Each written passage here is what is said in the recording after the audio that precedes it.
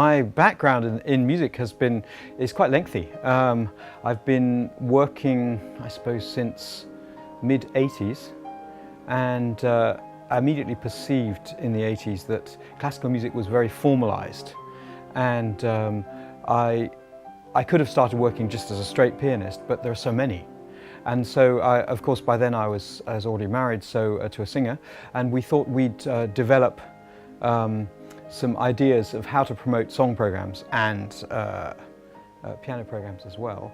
But what we found very quickly was that if we did something a little more interesting, like adding in instruments with voice, and nobody had done this before, this is in the UK, can you believe it? Nobody had thought of adding instruments plus voice, where everybody did either piano plus voice, or just piano on their own, or just instruments on their own, but adding this in. And so we suddenly found we had rather a hit on our hands, and we were going up and down the country doing a lot of work because of this novel idea, which was not so novel. It had always happened before. 200 years ago it was commonplace, but because of the mechanics of the industry, nobody had thought of this. So we started doing quite a lot of work with a group which I then called the Chamber Music Company, and we started to explore vocal and instrumental pieces. And so that got me out of doing straight piano. I just carried on doing the sort of chamber music. In India, what's happened there is that we have kept a sideline interest. So all of these other projects have been going on, but our sideline interest has always been India and what's going on there. Patricia came to England in the mid-70s, and she'd had a certain amount of tuition in India, which she'll tell you about, of course.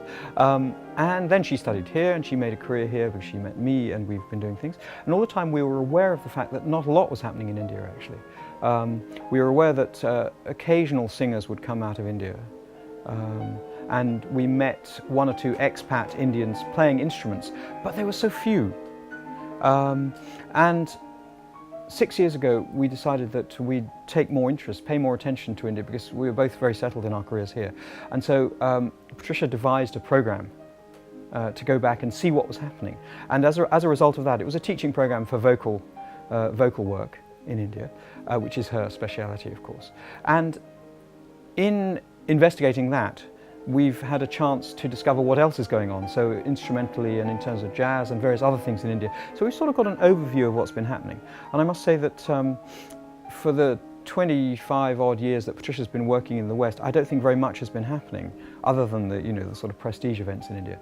But recently there's been a real upsurge, a real swing into interest in Western music forms. Not just classical, although classical is very big at the moment, but definitely jazz as well.